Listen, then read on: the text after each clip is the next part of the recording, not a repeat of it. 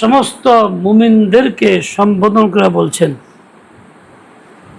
হে ঈমানওয়ালা, ঈমানওয়ালি পুরুষ নারী, ইত্তাকুল্লাহ, ঈমান আনার পরে তোমাদের কাজ হইল, আমি আল্লাহ হুকুম দিচ্ছি, আমার নির্দেশ, তোমরা আল্লাহকে ভয় করো। দিলের ভিতরে আল্লাহর ভয় ভীতি পোষণ করো। ওয়া কুনু মা'আস সাদিকিন, এই ভয় ভিতরে পোষণ করার জন্য সহজ পদ্ধতি হইল এই, তোমরা এমন সব লোকদের সাথে উঠা বসা করো যাদের ভিতর বাহির সমান, মুখের কথা ও অন্তরের কথা সমান, মুখ ভিন্ন অন্তর ভিন্ন এরকম না, তারা সত্যবাদী। আল্লাযী লা ইয়াতাগায়্যারু ক্বালুহু হালাহু, যার কথা এবং কাজে অমিল থাকে না, এমন লোকদের সঙ্গী হও। তাহলে কি হবে? তোমার ভিতরে তাকওয়া আসবে, তাকওয়া হাসিল করতে পারবা। একটা হলো ঈমান গ্রহণ করছি, ঈমান আল্লাহ পাক দিয়েছে, আলহামদুলিল্লাহ। দ্বিতীয় হলো ঈমানের উপরে তাকওয়ার জিন্দেগি, আল্লাহকে ভয়ভীতি, আল্লাহকে ভয় করা এতটা যেই ভয়ের দ্বারা আমি গুনাহ থেকে বাঁচতে পারি, এটা নাম হলো তাকওয়া। তাকওয়ার একটা অর্থ এই, তুমি এমনভাবে চলো যে ফেরেশতারা তোমার কোনো কাজের মধ্যে ত্রুটি দেখতে না পায়। ফেরেশতারা আমার আমল দেখে, আমার কথা শুনে, আমার হালাত দেখে ভুল ত্রুটি সুবিধা নজরে থাকে। এরকম নজরে ভুল ত্রুটি আছে করতেছি, এর নাম তাকওয়া। এমনভাবে চলতেছি যে ফেরেশতার নজরও ভুল ভ্রান্তি নাই, এর নাম কি? আমরা যারা এখানে আছি প্রত্যেকেই কি বুকে হাতে রেখে বলতে পারবো যে আমাদের কাজগুলি এতটাই সুন্দর ফেরেশতার নজরে ভুল ধরা পড়বে না? এরকম বলতে পারবো? তাকওয়া আমার হাসিল হয় নাই। তাকওয়ার একটা অর্থ হইল এই, এমনভাবে চলো কাঁটাদার বৃক্ষের দুই মাঝখান দিয়া কাঁটা গায়ে না লাগে, কাপড়ে কাঁটা না আটকায়। দুনিয়ার হাজারো পরেশানি, হাজারো মুসিবত, হাজারো গুনাহের পরিবেশের মধ্যে এমনভাবে চলো যাতে গুনাহের কোনো আসর তোমার গায়ে না লাগে। বাইম মাছের কথা আমরা জানি, কাদার মধ্যে থাকে, ধুয়ে ওঠালে বাইম মাছের গায়ে কি নাই? কাদা নাই। মুমিনের জিন্দেগি এমন হওয়া দরকার, সে থাকবে গুনাহের পরিবেশে, সামাজিকতার মধ্যে, কিন্তু গুনাহের কোনো আসর তার দিলের মধ্যে থাকবে না, গুনাহ লাগবে না তার দেহে, অঙ্গ প্রত্যঙ্গে, দিলের ভিতরে, সব থেকে মুক্ত থাকবে। এমনটার নাম তাকওয়া। ইমানের দাবি তো করতেছি আলহামদুলিল্লাহ, ইমান আনছি, কিন্তু তাকওয়ার এই অর্থ কি আমার মধ্যে পাওয়া যায়? কি বলেন আপনারা? পাওয়া যায়? পাওয়া যায় না। তাহলে দ্বিতীয় হুকুম তার আমার মধ্যে আসে নাই, আমল, আমি দ্বিতীয়টা পালন করতে পারি নাই, অথচ এটা জরুরি, এটা ফরজ, আল্লাহ পাকের হুকুম। দ্বিতীয়টা পালন না করলে আল্লাহ পাকের হুকুম থেকে নিজেকে বঞ্চিত করলাম, ফরজ তরক করলাম। ঈমান আনা ফরজ, তাকওয়া হাসিল করা ফরজ, নামাজ আদায় করা ফরজ, রোজা রাখা ফরজ, যাকাত দেওয়া ফরজ, জিহাদ করা ফরজ, পর্দা করা ফরজ, গীবত ছাড়া ফরজ, জুলুম পরিত্যাগ করা ফরজ, অন্যের জমি দখল থেকে মুক্ত করা ফরজ, বান্দার হক আদায় করা ফরজ, এই চোখের হেফাজত করা ফরজ। এই সবগুলি হবে কেমনে? তাকওয়ার দ্বারা হবে।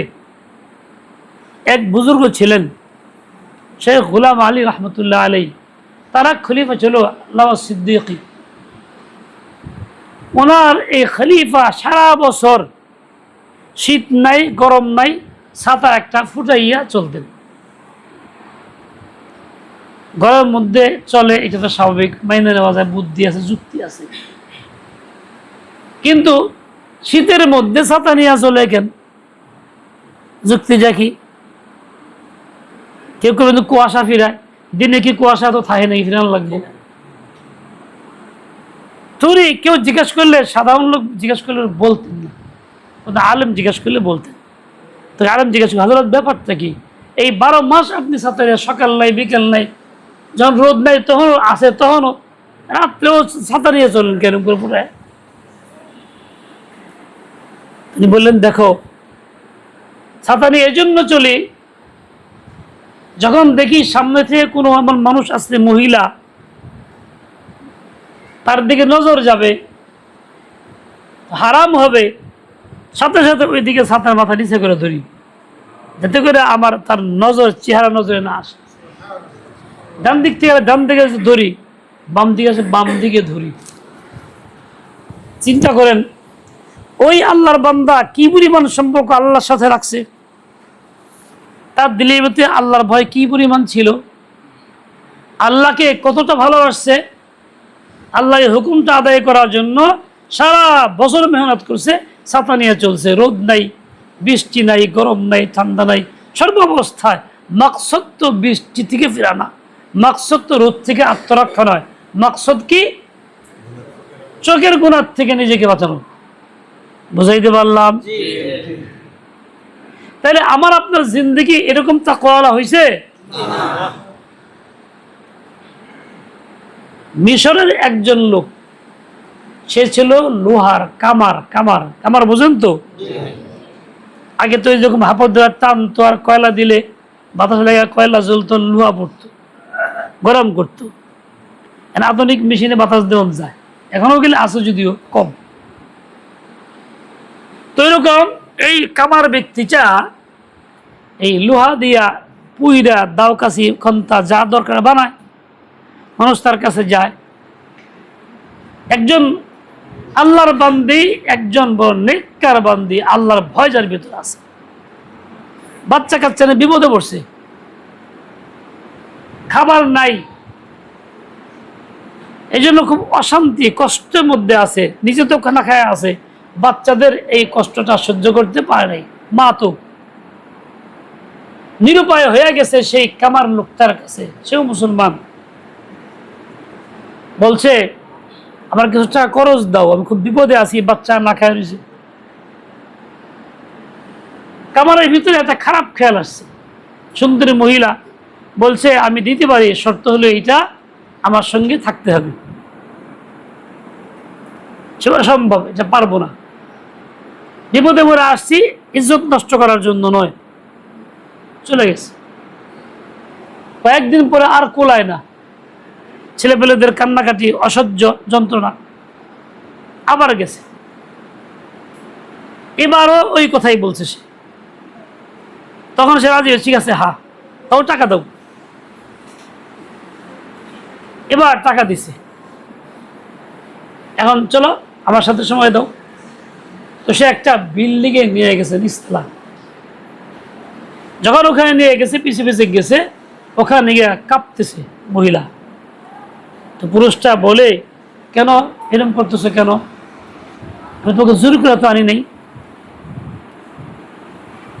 তুমি স্বেচ্ছায় আসছো, রাজি হয়েছো, এরকম করতেছো কেন? তো মহিলা বলছে, আমি আল্লাহকে ভয় করি, 2 টাকার জন্য আমি আজকে জাহান্নাম কামাবো কিভাবে? আমি বাচ্চাদের জন্য দায়ে পড়ছি, বিপদে আছি, তাই খরচ নিতে আসলাম, এর আমার ইজ্জত নষ্ট করবো, জাহান্নামের আগুন সহ্য করবো কেমনে, সেজন্য আমি ভয়ে কাঁপতেছি। তা আল্লাহর বান্দির দিলের কথা তার লেগে গেছে। তো তুমি আল্লাহকে ভয় করো তো, যাও, আমিও আল্লাহকে ভয় করি, যাও, তোমার টাকা দিতে হবে না, চলে যাও। যাওয়ার সময় মহিলা বলে গেল, আল্লাহ তোমাকে দুনিয়া ও আখিরাতের আগুন থেকে হেফাজত করুক। কি বলল? এই লোকের দোয়ার পর থেকে এই হইল, যত গরম লোহাই হোক আর কি দিয়া শ্যামটা দিয়া ধরন লাগে না, লাল টকটকে লোহা চুলাই দিয়ে পড়তেছে, হাত দিয়ে ওঠায় লয়ে এলো, হাত দিয়ে দইরা পিটাইতেছে, হাত দিয়ে এরকম করে, হাত দিয়ে বেহা করে, দুই হাতে কিচ্ছু হয় না। এই যে আগুনে পুরা লাল টকটকা লোহা ধরার ক্ষমতা কি আমাদের আছে? কারো সাহস আছে? হইতে পারে কোনো বোকা, বুদ্ধি নেই, পাগল, তার হইতে পারে। গোবিন্দলে এক লোক আমাদের সাথে হজ করছে, সে একটা ঘটনা বলছে। হাজি কোহিনুর বলে, এক লোক চার দোকানে গেছে, পাগলা পাগলা ভাব, আর কয়েকজন চা খাইতেছে, দুষ্টমি করে তারা কয়, গরম চা, একদম ফুটন্ত পানি, কয়েক কাপ যদি এক যুগে খায়া পারস তাহলে 100 টাকা পুরস্কার দেব। সে গরিব মানুষ, বুঝ কম, এই 100 টাকার আশা খাবারও এক কাপ দিয়ে মুখে ঢেলে দিছে, গিলাস সাথে সাথে সব ভিতর থেকে একদম মারি বুড়ি হত, চিৎকার, হাসপাতালে নিচ্ছে, দীর্ঘদিন চিকিৎসা করছে, ফালাই দেওয়া লাগছে। ভগবান নাই করছে এইসব জালেমরা, যারা তাকে অবুঝ লোকটাকে উদ্বুদ্ধ করছে এরকম। আর অবুঝ লোক তো অবুঝি, এইটুক গরম চা সহ্য করা সম্ভব নয়। এই গরম চার থেকে বেশি তেজ আগুন না লোহা? বেশি তেজ না? এক লোক বলে যে, ভাই তুমি কিভাবে এইরকম আগুন ধরে হাত দিয়ে উঠাইতেছ? তখন বলে, ভাই একটা ঘটনা আছে, আল্লাহ নেক বান্দে আমার জন্য এই দোয়া করছে যাওয়ার সময়, যে আল্লাহ তোমাকে দুনিয়া এবং আখিরাতের আগুন থেকে হেফাজত করেন। তারপর থেকে আগুন আমি হাত দিয়ে ওঠাই, এটা লাগাত দিয়ে ধরি, হাত দিয়ে বেঁকা করি, হাত দিয়ে সোজা করে, আবার কিছুই হয় না। আল্লাহ এমন হেফাজত করছেন, এই হাতে স্পর্শ হয় না আগুন। কি আল্লাহ করতে পারেন কি পারেন না? একটা গুনাহ থেকে বাঁচছে, যেই গুনাহ জাহান্নামে যার কারণ ছিল ডাইরেক্ট, যেই গুনাহের জন্য এরকম আযাব ও গজব হইতো, আর এই গুনাহ থেকে বাঁচার কারণে আল্লাহ পাক কি নিয়ামত দিয়েছেন, এখন দুনিয়ার আগুনও স্পর্শ হয় না, জাহান্নামেরটাও স্পর্শ হবে না। ও ভাই, আমাদের উচিত না জাহান্নামের আগুন থেকে বাঁচা? কার কার ইচ্ছা? তাহলে আমি যেন 24 ঘন্টা জিন্দগিতে এই চোখটাকে হেফাজত করি, চোখ দ্বারা এই অপকর্ম না করি, চোখ দ্বারা গুনাহ না করি, গায়রে মাহরামকে না দেখি, ভিডিওতে, মোবাইলে, টিভিতে এরকম কোনো ছায়াছবি উলঙ্গপনা কিছুই না দেখি, চোখটাকে হেফাজত করি, ইনশাআল্লাহ তাআলা আল্লাহ পাক আরহামুর রাহিমিন তিনি আমাকে জাহান্নামের আগুন থেকে এরকমই হেফাজত করবেন। বলেন, এই কাজটা করা দরকার কি দরকার না? জাহান্নাম থেকে বাঁচতে চাই কি চাই না? তাহলে এই একটা গুনাহ বাঁচার চেষ্টা করি, একটা গুনাহ থেকে, নজরের গুনাহ থেকে, চোখের গুনাহ থেকে, যে আমি ইনশাআল্লাহ তাআলা এখন থেকে কোনো ক্রমেই চোখের গুনাহ করব না, মেশিনেও না, মোবাইলেও না, টিভিতেও না, অন্য কোনো পদ্ধতিও না, বাস্তবেও না। পারবো না ইনশাআল্লাহ? কে কে পারবো? হাত উঠাই তো, আল্লাহকে সাক্ষী রাখি, পাক্কা নিয়ত করে ফেলি, পাক্কা নিয়ত করে ফেলি। আল্লাহ আপনি সাক্ষী থাকেন, আল্লাহ আপনি সাক্ষী থাকেন, আল্লাহ তৌফিক দান করেন। নামান। আল্লাহ তাআলা আরহামুর রাহিমিন, দয়ালু। ডাক্তার বদপরহেজি থেকে বাঁচার জন্য তাকিদ দেয়, রোগীর জন্য কুপথ্য, তার নাম বদপরহেজি, যেগুলি খাইলে ক্ষতি হবে নিষেধ করে। ওষুধ খায়, ডাক্তারের ফর্মুলা মানে তো রোগ থেকে মুক্তি লাভ করে। ওষুধ খায়, ডাক্তারের ফর্মুলা মানে না, তাইলে রোগ সারতে সময় লাগে, সারে না। কথা বাস্তব না বাস্তব? ও ভাই, রুহানি ডাক্তার যে প্রেসক্রিপশন আপনাকে দিবে, সেটা যদি আপনি মানেন, কুপথ্য থেকে নিজেকে হেফাজত করেন, তাহলে আপনি সুস্থ হবেন, রুহ সুস্থ হবে, ওই রুহের সম্পর্ক আল্লাহর সাথে গভীর হবে। দুনিয়ায় থাইকেই রুহ দিয়ে সে আল্লাহকে দেখবে। আল্লাহকে অনুভব করতে পারবে। আর কুপথ্য থেকে বাঁচবেন না, ডাক্তারের চিকিৎসা নেবেন না, তো আপনার অবস্থা যাওয়ার তাই হবে। একদিন হযরত মাওলানা আব্দুল হাই সাহেব পারপুরি হুজুর রহমতুল্লাহ আলাইহি ইসলামী বয়ানের জন্য বসছেন, লোকজন বসা আছে, অনেক সময় কানলেন, বসে বসে কানলেন, কারণ কথা বলে না, খালি কানতেছে কানতেছে। বলে, ভাই আমার ডাক্তার মারা গেছেন, দুনিয়াতে বাঁচা নাই, যার কাছ থেকে চিকিৎসা নিতাম, আমি এখন চিকিৎসা কেমনে নিব, কার কাছে যাব? এই কথা কান্না শুরু করছে। ঘটনা কি? ঘটনা হইল এই যে আমার রুহের ডাক্তার ছিল হাফেজ হুজুর রহমতুল্লাহ আলাইহি, যার থেকে ইসলাম আমি নিতাম, উনি দুনিয়ার থেকে চলে গেছেন, ডাক্তার নাই, রোগীর অবস্থা কি এখন? আফসোস করছেন, কান্নাকাটি করছেন। কিরকম দিল তৈরি ছিল, যখন আমরা যদি এরকম হইতে পারি রুহের ডাক্তারের জন্য, তাহলে আমার ইসলাহ হবে, আমার ফায়দা হবে, আমার তারাক্কি হবে, আমার সম্পর্ক আল্লাহর সাথে গভীর হবে, আমি আল্লাহ ওয়ালা হব, আল্লাহর বান্দা বান্দী হইতে পারবো। আমার ডাক্তার যে, তার থেকে আমাকে পরামর্শ নিতে হবে, তার প্রেসক্রিপশন অনুযায়ী আমাকে চলতে হবে, এর বাইরে যাওয়ার কায়দা নেই। আমরা ডাক্তার মানি না, চিকিৎসা ক্ষেত্রে আগাই না, পরামর্শ নেই না, নিজেরা যে যেরকম বুঝি সেরকম করি, যার জন্য পিছাইয়ে আসি, আল্লাহর রহমত পাইতেছি না। তো ভাই, কোন সম্পদ যদি বিনা পয়সায় মাগনা পাওয়া যায়, তার কদর হয়? কদর হয়? কদর হয় না। যে কোনো জিনিস বিনা পয়সায় হাসিল হয়, কষ্ট পরিশ্রম ছাড়া, ওটার মূল্য মানুষ বুঝে না।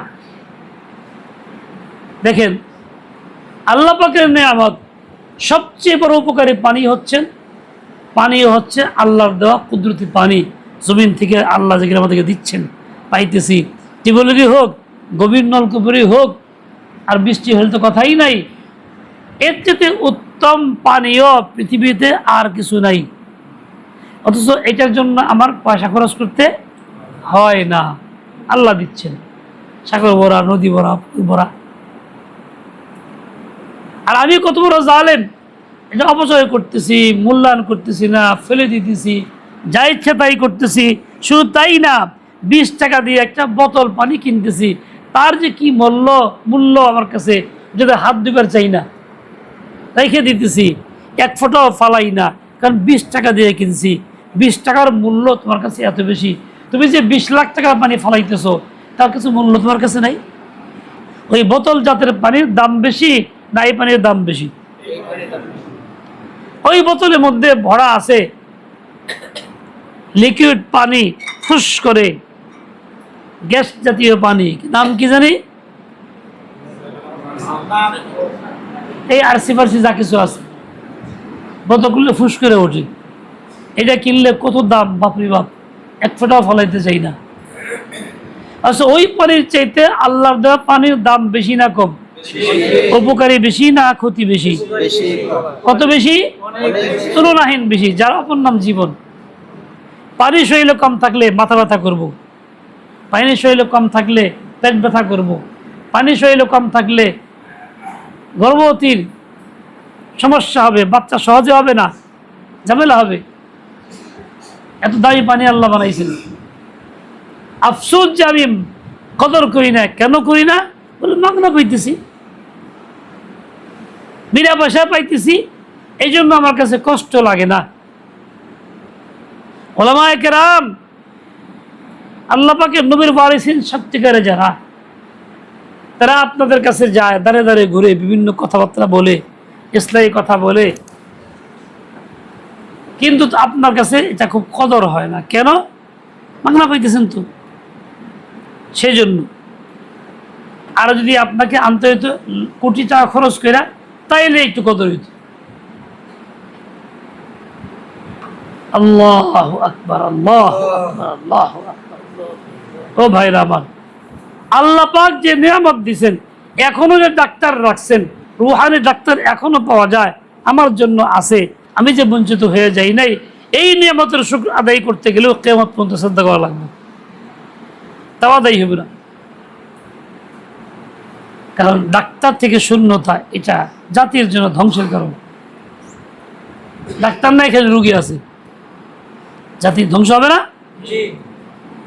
আমার ভাই। এই জন্য কদর করি উলামায়ে কেরাম যারা আছেন, ওয়ারিসিন আম্বিয়া, মুসলিহিন, আলেমে বা আমল, তাদের কদর করি। তাদের থেকে নেই পুঁজি, নেই পুঁজি, নেই পুঁজি, নেই বিমুখ না হই, তাদের বাতানো পথে চলি। ও ভাই, কবর একটা জিন্দেগি আছে, আমাকে আপনাকে যাইতে হবে, চাই না চাই, ইচ্ছা অনিচ্ছা, যাইতেই যখন হবে। দেখেন আমরা যারা আজকে বয়স্ক যারা আছে, ডাক্তার আব্দুল গফুর আর যারা আছি, বলেন থেকে আজ থেকে 30 বছর পরে আমরা থাকবো দুনিয়াতে? না করলে কেমনে? আল্লাহ কি ওই দিয়ে পাঠাইছে? ওই দিয়ে পাঠায় নাই, কিন্তু লক্ষণ দিছে, শরীরের পরিবর্তন, অভিজ্ঞতা। দুনিয়া 10 জনকে দেখতেছি, এই বয়সের পরে আর 30 বছর বাঁচা যায় না নাকি? হয়তো 30 বছর পরে আমাদের কেউ থাকবো না, আমাদের নাম নেওয়ার লোক হয়তো পাওয়া মুশকিল হবে। এক বাচ্চা জিজ্ঞেসি, তোমার নাম কি? উমুক। বাবার নাম কি? উমুক। দাদার নাম জানি না, দাদা বাবার নাম জানি না, আর কেউ জানেই না সে। তার মানে কি? আর নাম নেওয়ার মতো লোক আর নেই, থাকবে না। এমন একটা সময় আসবে দুনিয়াতে যে সমস্ত বান্দা বান্দিরা আল্লাহ পাকের হুকুম মানে না, নবীর তরিকায় চলে না, তাদের নাম নেওয়ার লোক থাকে না। আর যারা আল্লাহর হুকুম মানে, রসুলের তরিকায় চলে, তারা মারা গেল দীর্ঘদিন তাদের নাম মানুষের বংশলোক নিতে থাকে, উম্মতের মধ্যে তাদের নাম চালু থাকে। অমুক রহমতুল্লাহ আলাই, হাফেজ হুজুর রহমতুল্লাহ আলাই, পিরজি হুজুর রহমতুল্লাহ আলাই বলতে থাকে, আসাইল ইসলাম রহমতুল্লাহ আলাই, আর থানিম রহমতুল্লাহ আলাই বলতে থাকে। কেন? দিনের উপর চলছে, নেকির উপর চলছে। তাদের জন্য শুধু নাম নেয় না, সাথে সাথে নেক দোয়া করে, রহমতুল্লাহ আলাই, আল্লাহ পাক তার প্রতি রহম করম করেন, আল্লাহ রহমত বর্ষণ, এই নেক দোয়াটাও করে। কিন্তু আমার নাম নেওয়ার মতো কে? কেন চিন্তা করি? এই জন্য করি, আমি তো আল্লাহর হুকুম মতো চলি না, রসুলের তরিকায় চলতেছি না, সুন্নতির জিন্দেগি আমার নাই, গুনাহ থেকে বাঁচতেছি না। সুতরাং আমার প্রতি তার মোহাব্বত শ্রদ্ধা পয়দা হইতেছে না, সে আমাকে চিনতেছে না, সে আমার কথা মনেও করবে না, ভুলেও মনে করবে না। এই জন্য ভাই, সময় থাকতে কদর করি। এই একটা গুনাহ, চোখের গুনাহ, যা থেকে বাঁচার কারণে দুনিয়ার আগুন থেকেও মুক্তি পাইছে, জাহান্নামের আগুন থেকেও মুক্তি পাইছে। কমস কম এই গুনাহটাকে ছাড়ার এই হিম্মতটা পয়দা করি, আগ্রায় ধরি যে ইনশাল্লাহ আর কিছু পাই না পারি, এই গুনাহ করব না জীবনে।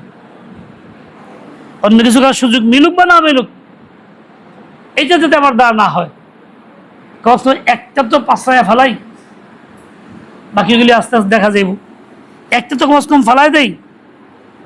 ও ভাই, এই জন্য আমি আমার নিজেকে বলি, আপনাদেরকে বলি, ইনশাআল্লাহ তাআলা এই একটা গুনাহ ছাড়ার জন্য বদ্ধপরিকর হয়ে যায় যে ইনশাআল্লাহ আর করব না।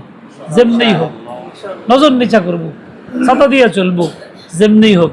দেখবেন আপনার ভিতরে আল্লাহর তাজাল্লি কেমনভাবে আসতেছে, দেখবেন দোয়া কেমন কবুল হইতেছে, চেহারা বদলায়া যাবে, চেহারা নূর পাওয়া যাবে। শেখ আহমদ লাহোরী রহমতুল্লাহ আলাইহি, তিনি শিখ থেকে মুসলমান হয়েছেন, একাই, বংশের লোকজন তার বাইর থেকে তারাই দিছে, সম্পদ দেয় কোনো কিছু দেয়নি, মুসলমান তুই যা, জামাল্লা দেয়, বের করে দিছে। দাউলুম দেওবন্দে আসছেন, এসে ভর্তি হয়েছেন যে আমি হিন্দু থেকে মুসলমান, আমার কোনো ব্যবস্থা নাই, কিন্তু আমি এলেম শিখতে চাই। বয়স একটু বেশি ছিল। শাইখুল হিন্দ রহমতুল্লাহ বল, ঠিক আছে, কোনো অসুবিধা নাই, তুমি মাদ্রাসায় ভর্তি করলাম, খানা টানা সব ফিরে, তুমি থাকবা, এলেম শিখবা। এলেম শিখা শুরু হয়েছে, কয়েক বছর এলেম শিখছে, কিন্তু তাকওয়া ছিল কি পরিমাণ! যার তাকওয়ার আসর চেহারায় ভাসছে, আল্লাহ ফাদের নজরে পড়ছে। একজন বুজুর্গ দাওয়াত দেওয়ার মধ্যে আসতেন মাঝে মধ্যে, উনি আইসা শাইখুল হিন্দ রহমতুল্লাহকে বলছেন যে এই ছেলেটা, আমি এর কাছে মেয়ে বিয়ে দিতে চাই, আমার কাছে খুব পছন্দ। বলে আর কি কর, এর তো কেউ নাই, বাপ মা নাই, শিখ থেকে মুসলমান, বাড়ি ঘর নাই, টাকা পয়সা নাই, কিচ্ছু লাগবে না, একটা গুণ তার মধ্যে আছে যে আমার পছন্দ। কি গুণ আছে? ওর মধ্যে তাকওয়ার নূরের চেহারা আছে, তাকওয়ার নূরের চেহারা আছে, কাছে ভাসতেছে। সুতরাং আমি আর কিছু চাই না, এইটাই চাই, এই জন্য মেয়ে বিয়ে দিতে চাই। শেখুদ্দিন রহমতুল্লাহ আলাই পরের দিন ছাত্রটাকে বললেন, আহমদুল্লাহ সাহেবকে, বাবা প্রস্তাব আসছে এরকম, তুমি রাজি থাকলে বিয়ে দিই। আলহামদুলিল্লাহ, তো আমাকে মেয়ে দিবে কে? আমার তো কিছু নাই, বাপ মা নাই, বংশ নাই, টাকা পয়সা নাই, বাড়িঘর নাই, কে দিবে? বলে যে কেউ দেয়, রাজি আছি, আলহামদুলিল্লাহ। বিয়ে, তারপরের দিন বিয়ে, আসরের সময় সারাদিন সোয়াক পড়ছে। একটা কাপড় গায়ে ছিল মাত্র, একাধিক কাপড় ছিল না, ওইটা ময়লা। বুঝো শ্বশুর বুঝো যখন দেখছেন তাকে 3 দিন আগে, তখন গায়ে ময়লাই দেখছেন, পরের দিনও ময়লাই দেখছেন। এক সাথী বুদ্ধি দিচ্ছে, এই বেটা তোমার বিয়া, তুই একটা পরিষ্কার কাপড়, আমার তো টাকা পয়সা নাই কেনার মতো, তাহলে একটা কাম করো, কমস কম ধো, এটা পরিষ্কার করো। হাতা তো ঠিক আছে, সারাদিন সবক পইরা আসন্ন আগে দিয়া ধুইছি, ধুইয়া চিপড়াইয়া মসজিদের পিছনে খাড়া খাড়া এরকম খালি বাতাসের মধ্যে নাড়াচাড়া করতেছে যাতে করে তাড়াতাড়ি শুকা। কিন্তু শীতের দিন শুকাই নাই, কি করবো, পোশাক তো আর নাই, ভিজা কর বিন্দায় গিয়ে বসছে অনুষ্ঠানে, বিয়ের মধ্যে। শ্বশুর মেয়ে দেখছে, আরে আল্লাহর বান্দার গায়ে তো ছিল আগে ময়লা কাপড়, আর সেই কাপড়টাই কিন্তু ভিজা শীতের মধ্যে। ঘটনা কি? নিশ্চয় তার ব্যবস্থা নাই, ঘটনা তাই ব্যবস্থা নাই। সবাই তো তাকায় রয়েছে, ঘটনাটা কি? বলেন যে আমার ওই বন্ধুর কথা শুনে বেকুব হয়ে গেছি, না ধুইলেই ভালো ছিল, শীতের মধ্যে যা আসিল আসিল। এর লেগে দুনিয়ার বন্ধুদের কথা শুনতে হয় কম, দিনই বন্ধুর কথা শুনতে হয়, তাহলে বিপদে পড়তে হয়। যাই হোক, বেশি দিন হয়ে গেছে, 1 মাস বিবি ঘরে আসছে। প্রথম দিনই আসছে, কিন্তু খাবার কিছু নেই। বলছি কাজ করেন, কিছু গাছের পাতা পাতা নিয়ে আসেন, চাবাই চাবাই খাই, একটু পানি খাই। তাই আনছে, দুজনে পাতা পাতা চাবায়া পানি গেছে। তো 1 মাস কাটাইছে, খায়া না খায়া, কাঁচা পাতা পাতা চাবাই। 1 মাস পরে যখন গেছে মায়ের বাড়িতে, মা জিজ্ঞেস করছে মেয়েকে, কেমন পাইলা স্বামীর ঘর, কেমন পাইলা, স্বামী কেমন পাইলা? তো মেয়েটা বলতেছে, মানুষ তো মৃত্যুর পরে জান্নাতে যায়, আমি দুনিয়াতেই জান্নাতে গেছি, অথচ না খায়া থাকতেছে, খাবার কিছু নাই। মানুষ তো মৃত্যুর পরে জান্নাতে যায়, এটাই শুনি, আমি নগদ জীবদ্দশাই কি জান্নাতে আছি। তাহলে এই কথা শুনলে মা খুশি হয়ে বেজার হবে? আমাদের মেয়েরা কি বলবে, মা খুব বিপদে আছি, এমন জ্বালায় পড়ছে, কিনলে তুই বিয়ে দিছিলি, এই নাই ওই নাই, এই নাই ওই নাই, এই নাই, বলো না? আমরা তখন শুনি, ঠিক আছে কি করবি, আচ্ছা দেখ নাহলে চলে আসবি। মেয়েটার জীবন নষ্ট করি, ফুস দিয়ে দেই সংসার ভাঙ্গার জন্য। আর এখানে মা তাকে সংসার ভাঙ্গার বুদ্ধি দেয় নাই, জিজ্ঞাসা করছে মেয়েটা কি জবাব দিছে, খায় না খায়। আর জান্নাত কেন বললো? যখন খাবার মিলে, খাবার নাই, বলে আহমদুল্লাহরি ব্যক্তিটা এত ভালো, তার ভিতরে আল্লাহর ভয় এত পরিমাণ আছে যে তিনি ওইরকম সুন্নত মোতাবেক চলেন, যার জিন্দিগি জান্নাতের জিন্দিগি, তার সাথে সম্পর্ক হলো জান্নাতের সম্পর্ক। কাজেই এই আহমদুল্লাহ রহমতুল্লাহ আলী চোখের হেফাজত কেমন করতেন, নেয়ামত কিরকম পাইছেন। ওনার ইন্তেকালের পরে বলি, আহমদুল্লাহ সাহেব বলেন, জীবদ্দশায় এক সময় ছিল আমাকে জিজ্ঞাসা করতো না, বাড়িঘর ছিল না, কাঁচা পাতা খায়া থাকছি, বিবিরও খাবার দিতে পারি নাই। আলহামদুলিল্লাহ, আজ আল্লাহ পাক এত সহুলত দিছে, যা শত শত বিঘা জমি আমাকে মানুষ দিতেছে। এখন বিল্ডিংয়ে থাকি, এখন তাই না, জমিদারদের বিবিরা আমার বাসায় এসে বরকতুল্লাহ ঝাড়ু দেয়, বরকত নেওয়া ঝাড়ু দিয়ে যায়, আমার জন্য দেশ বিদেশ থেকে খানা এনে খাওয়ায়। এই যে এত বরকত মনে করে বড় লোকের বিবিরা, তারা এসে ঝাড়ু দেয় বাড়িতে। কেন ঝাড়ু দেয়? কিছু পাওয়ার আশায়। তাহলে আল্লাহ পাক কেমন ইজ্জত দিছেন, কিসের বরকতে? তাকওয়ার বরকতে। কন্যা কেন, কিসের বরকতে? তাকওয়ার বরকতে। এরকম ইজ্জত দিচ্ছেন, কথা তো বাস্তব। আল্লাহ ওয়ালাদের সাথে এই আচরিত করা হয়। খারাপ তো বহুত বলে মাশাআল্লাহ সব জায়গার থেকে আসে, দুনিয়ার দ্বারা নিয়ে আসে। তাই আসল যে কাজটা ছিল তাকওয়া, এটা আমার মধ্যে নাই। আল্লাহ বলছেন ইয়া আইয়ুহাল্লাযীনা আমানুত্তাকুল্লাহ, ঈমানদার পুরুষ নারী আল্লাহকে ভয়।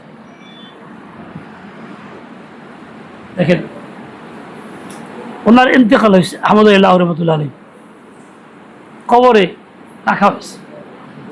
কয়েকদিন পরে ওনার এক বন্ধু সময় এক স্বপ্নে দেখতেছেন ওনাকে, বলছে ভাই আহমদুল্লাহ হরি, আল্লাহ তোমার সাথে কি আচরণ করলো স্বপ্ন যোগে?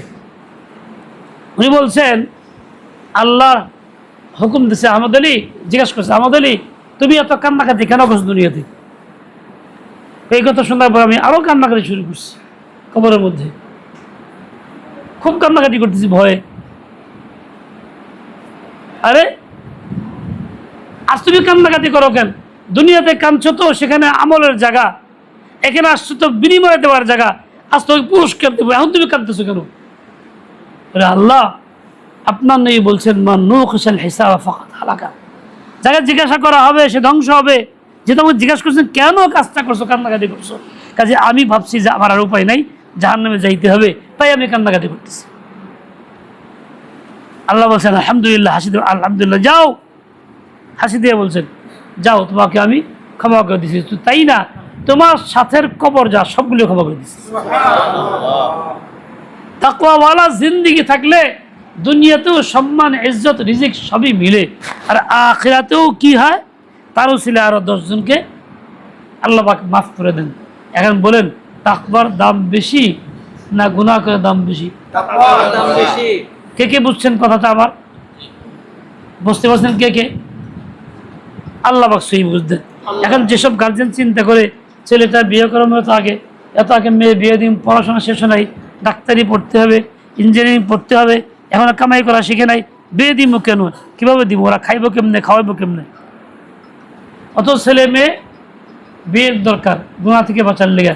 ছেলে বলে বসছে আমাকে বিয়ে দাও, দেয় না। মেয়ে বলে বিয়ে দাও, দেয় না। কেন? পড়া শেষ হয়। সে বিয়ে না দেওয়ার কারণে গুনাহ করতেছে, খারাপ কাজে লিপ্ত হইতেছে, তাকওয়া হাসিল করতেছে না। যে গুনাহ ছাড়া ফরজ ছিল, তাকওয়া হাসিল করা ফরজ ছিল, ফরজটা বাদ দিতেছে লেখাপড়ার জন্য। আচ্ছা লেখাপড়া কি ফরজ? ইঞ্জিনিয়ারিং পড়া কি ফরজ? ডাক্তারি পড়া কি ফরজ? তাহলে আমাদের ঈমান কিরকম যে আমরা ফরজকে বাদ দিয়া গায়রে ফরজকে গুরুত্ব দিচ্ছি বেশি? তাকওয়া কেমনে হইল? এর নাম তাকওয়া না। এই জন্যই তো আমাদের জিন্দেগিতে সেই বরকত নাই, আমাদের প্রতি মানুষের সেই আজমত নাই, সেই মুহাব্বত নাই, সেই শ্রদ্ধা নাই। আমার জিন্দেগিতে বরকত নাই, ব্যবসায় বরকত নাই, অমুক কাজে বরকত নাই, তমুক কাজে বরকত নাই, ছেলে মেয়ের কথা শুনে না, অমুক এই হয় এই হয়। সব কিছুর মূল তো এইটা, আল্লাহর হুকুম মানি নাই, তাকওয়া হাসিল করি নাই। এই জন্য লম্বা কোনো কথা না, এই একটাই সবক দিলাম, একটাই সবক দিলাম। এই সবকটা দিল থেকে গ্রহণ করলেন কে কে? গ্রহণ করছেন তো? আল্লাহ পাক তৌফিক দেন, কবুল করেন। এখন দুই একটা কথা বলি, সেটা হলো এই সবক শেষ, মুযাকারা করি।